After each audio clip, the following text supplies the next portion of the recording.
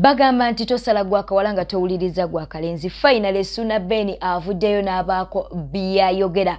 Munnange Suna Ben avuddeyo ne yeekubira endulu n'alyoka agamba nti ennyumba ye eri mu kutwalibwa, ennyumba ye eri mu kuwambibwa mu lukujjukujju nga bakozesa olukujjukujju, era n'agamba nti Kamoga eyamuguzaawo okwessa n'ennambwayo be bali emabega w'okuba nti nate batwala ennyumba ye. Agambye nti luno lukwe Nambwayo yamutwala ewa Kamoga era Kamoga gwe yagulako ettaka. Wabula naye ekiri mu kumwewuunyisa kwe kuba nti nate ekyapa we kyafuluma nga kiri mu bantu babiri, okuli Nambwayo ate era n'okuli Suna Ben. Kyawakanya ng'agamba nti ssente ze azitobedde, abadde mu kutoba okuba nti n'omunange agula awantu awo, era ono agambye nti Nambwayo tayina na 11 oba 10 oba ssente n'emu gye yali atadde ku nnyumba eyo kakati ssaawa zino gyali mu kuba nti nate alwanira. Era Suna Ben avuddeyo n'alyoka agamba nti Kamoga ne Nambwayo beeyinako oluganda, y'ensonga lwaki beekobanye okuba nti nate batwala ennyumba ye. Mu mboozi zange Nambwayo alabikira watono. Nze Nambwayo nanyambako obuyambi kuntwala wa muntu yanguza ettaka, that is all. Ewa kojjaawe? Kamoga kojjaawe nze nali ngenda kugula ettaka eyo Bulenga kubanga Bulenga eyo ninawo bafaani bange bangi. Kati kyali wange oyo weyaviirayo najja n'aŋŋamba nti goberera mutima gwo, oba olyange omutima gwagala ku Ntebe Road kuba ozimba agamba nti nze nina kojja wange bamuyita Kamoga Properties asobola okuyambako. Suna mukwatagana mutya namba y'okutuukako eyo livu yogedde wa Kamoga? Baba atya? Mwakwatagana mutya namba y'okutuuka ogende wa Kamoga? Akola ku bukedde nange gye nkola. Ate waaliwo ne program gye twakolanga ffenna era ku bukedde kati nga abeera close nange. Kati kyekyo kati ebiseera ebyo nga temunayingira mu mbeera zaabo bitongole amasannyalaze ge gakusika eddoboozi yatwalayo mukwano gwe, era ebiseera ebyo yali mukwano gwange, kyali wange nga bw'obeera kyaliwo. Ayinza okuba nga yali kyaliwo nga naye ate yayinamu endowooza endala oba oliawo kyotamanya. Nankulembera n'antwala ew'omusajja Kamoga nannyanyiriza bulungi. Mpulira. Era n'aŋŋamba nti nno ettaka lino ensasula yonna gy'obeera gy'agala kusasuleko emirembe gy'oba osasula kuba kati gwe Suna nkumanyi nga tugenda agira nga nambuza. Amala okunnambuza ewantu awo nange nga nsiimawo nga nkyamuka nga nsooka ngenda ku akawunti nkukunulayo $5,000,000 era ze natandisa. Ng'ozimuwa? Nga nsooka nzimuwa ze natandisa. Nenzemu ne noonya n'enjiribayo n'enda 5 nazo nzimuleetera nga lisiiti zange zonna ziriko Suna Ben mpaka ku lisiiti kale nga nzireeta.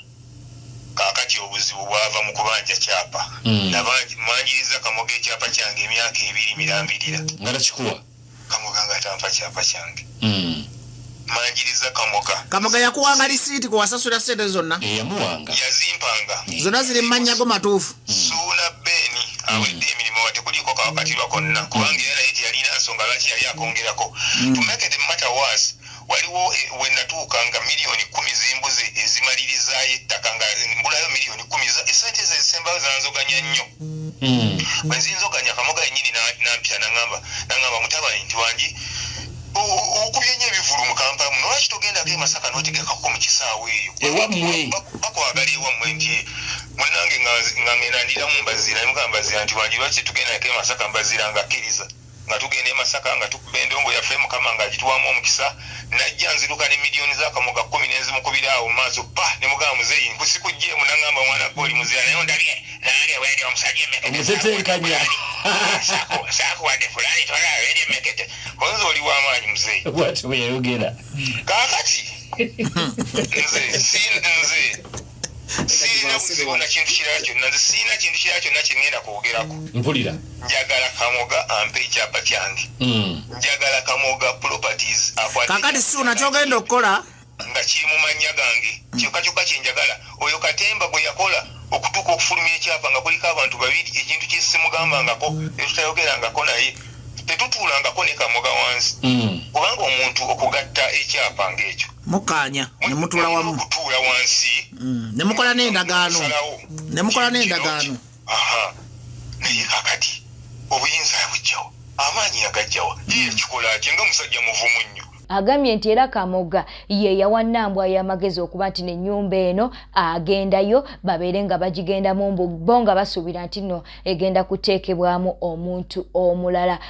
Tulina kye tuwulira nga bagamba nti waliwo ekyapa ekiriwo naye kiriko mwe babiri ne Nambwa yo. Anti kyekyo kye nabangiza emyaka 2 finale kakati neŋŋenda ndaba ekyapa nga kikoze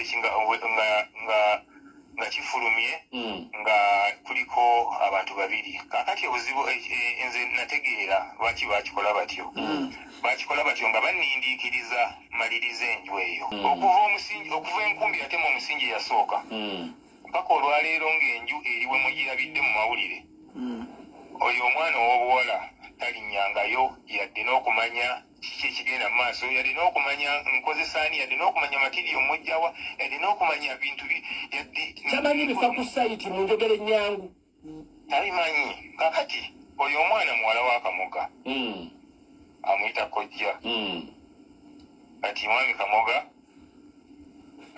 ali mu kusakira muwala we asakira muwala we nze siyinza kuddaawo nenkuba muwala neŋŋamba mbu ate simanyi bitya nedda simuyinaako buzibu era abadde ali mu mirembe naye kati Kamoga yamuwa amagezi nti agende mu nju etannagwa kojja yamuwa amagezi aleete emaali mu kika giyingire oyinza okuba oli awo n'aleetamu omukazi omulala giyingire omwana n'ebifaananyi bye mwalaba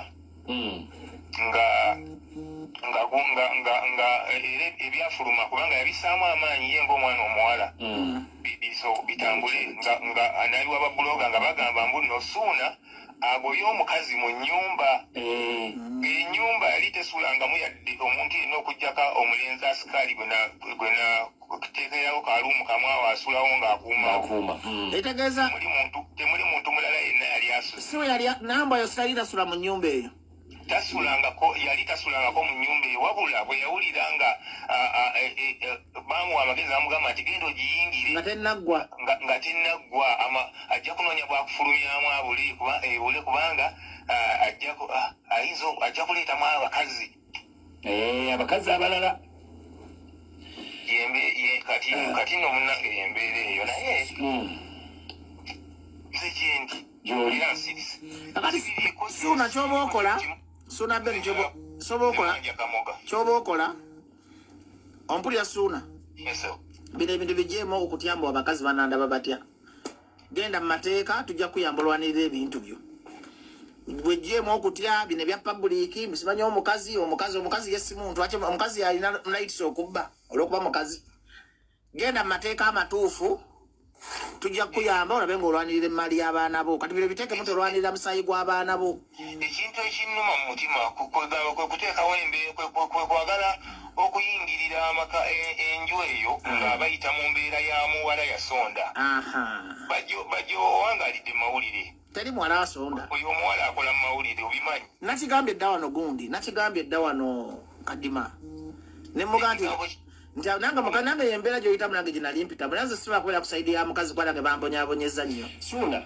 omuntu akubaganya ebirowoozo nga aba ayogera nga wali ozimbye ku kalina omanyi kyendi mu kwogerako kati zino emboozi zetunyumya tukakatemuko katono mwami bajja ozimbe zikalina omanyi kyebayita okuyiwa siraabu okuviira ddala wansi paka waggulu okitegeera bulungi sente eyiikaawo enju yange tennaggwa naye kati erabika eringiza ne miliyoni 3 nezeyongerayo naye kakati gaddala mu butuufu nga Suuna tokaaba nkuwulira eddoboozi ntandise okufa mwana bwetyo bwe tutambudde mukwano ndooza Suuna Beni omwewulirideko kaakati osobola okuba nti nno okompeyaringa emboozi ya Nambwayo kosa neya Suuna Beni ate naawe munnange n'obeera nga buli omu ogamba nti omusango ng'obaako gw'ogusalira bwetyo tutambudde badde mulabi mulungi weolekwe 10 ku Newspark channel beera bulungi weeraba